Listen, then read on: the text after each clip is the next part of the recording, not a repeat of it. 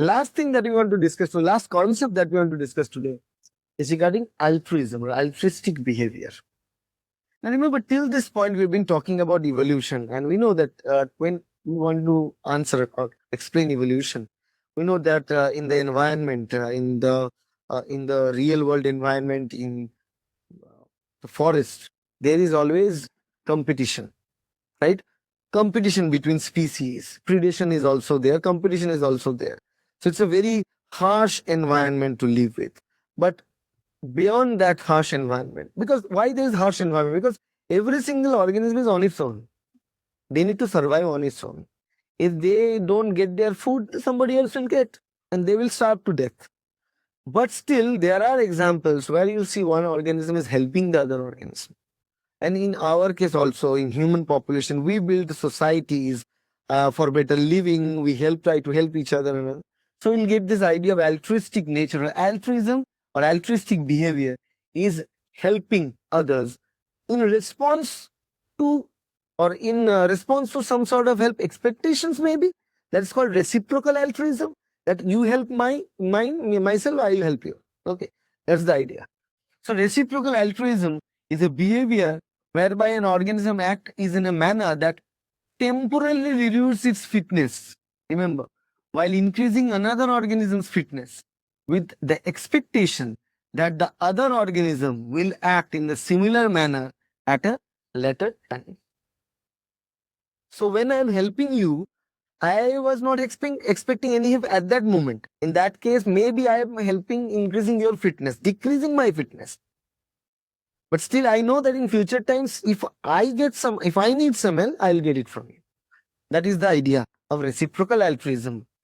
So how it can be explained? I receive a favor from you. Okay? I notice the favor. I feel happiness. Now there are these two situations. I got the favor. I get it. Fine. You help me. I feel obliged to do you a favor in future. So now in future, you need a favor. I provide you that favor. Reciprocation is done. You like me, and there's a positive reinforcement, and we have a better bond of friendship, and the person continue. So this is one side. And the other way, I got the help.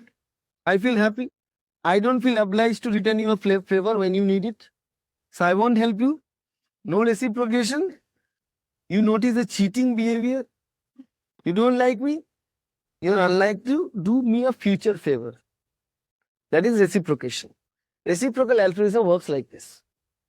So one is helping the other, but it's not zero compromise.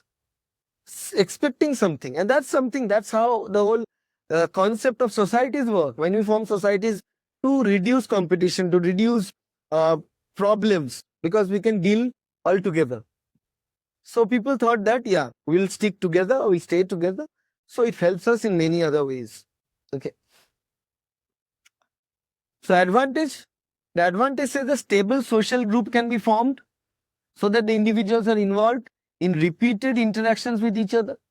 That's possibility. Lots of opportunities for altruistic interactions are possible. Good memory, symmetry of interactions between potential altruists. So if multiple altruists are present, then that can be a good society, better place to live on, right? And scientifically speaking, the idea of fitness, if I help someone else and that person helps me, so I am helping somebody indirectly, it can increase my fitness if I need it in the future times.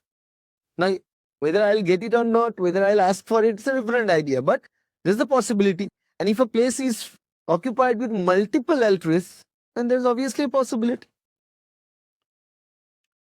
So that is altruistic behavior or reciprocal altruism. And there are examples of reciprocal altruism, like there are some songbirds out there do help other animals if the predator shows up.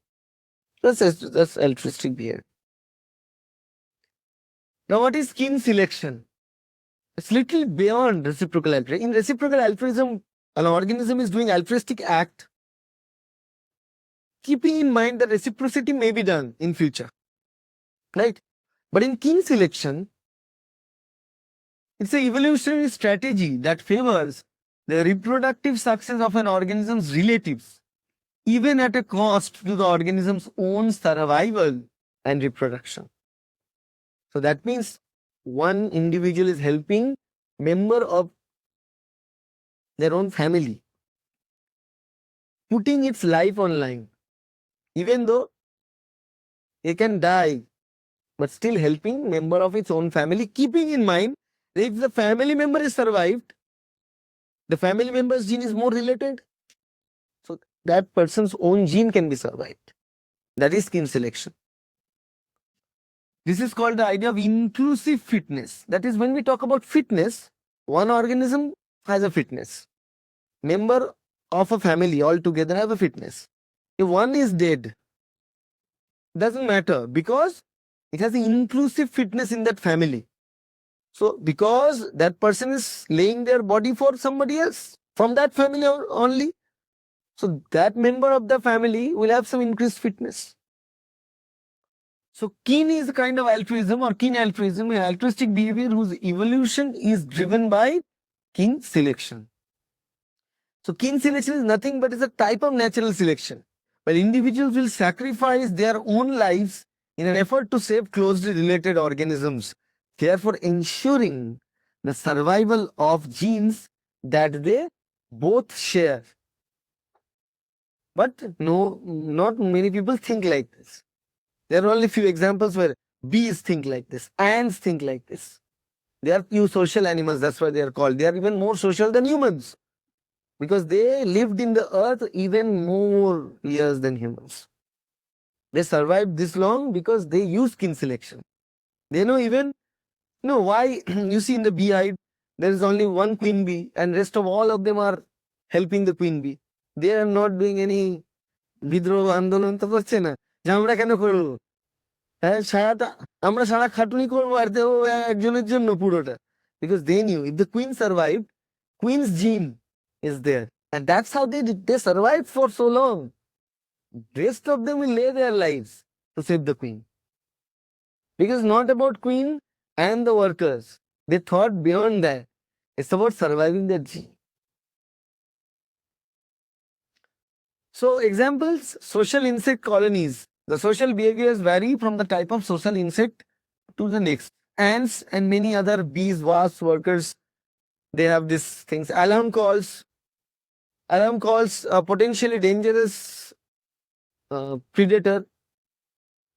একটা কোনো একটা particular খরগোশ মানে খরগোশের রয়েছে, কোনো একটা পাখি ডাকছে, পাখিটা গাছে বসে ডাকছে, ওখানে প্রিডেটরকে দেখতে পেয়েছে, ওরা খরগোশগুলো বেঁচে গেল। এবার যে প্রিডেটর সে তো ওকে পেলে আর ছাড়বে না, সে তো ওকে পাচ্ছে না, ও তো গাছে গাছে ঘুরছে, রাইট? সো এটা একটা ব্যাপার। Helper at the nest, offspring stay to help parents raise additional siblings. Okay, so these are all examples of kin selection.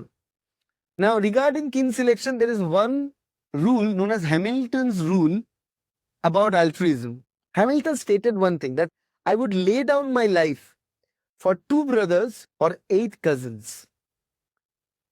Means if you allow me to choose between 2 brothers and 7 cousins, I'll choose 2 brothers because they are more closely related.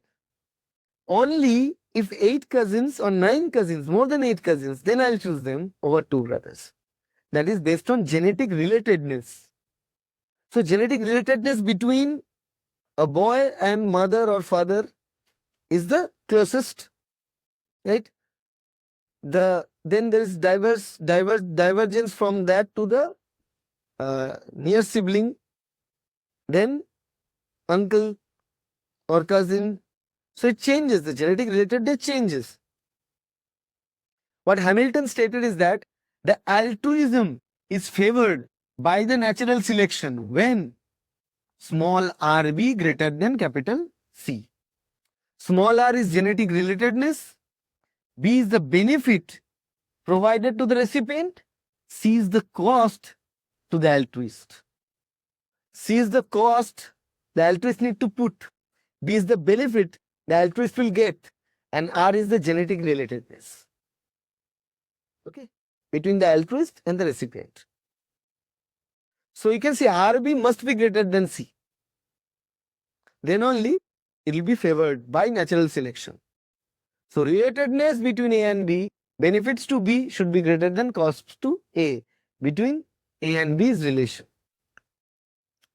So, in this manner, what we can say, two nieces equivalents to one daughter, C nieces greater than one daughter.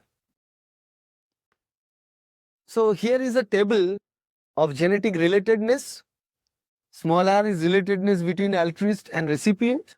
B is increase in the recipient's fitness. C is the decrease in the altruist fitness. Right? Because obviously in altruism, one will receive the fitness more and one will decrease the fitness. So for a full sibling, what is the relatedness?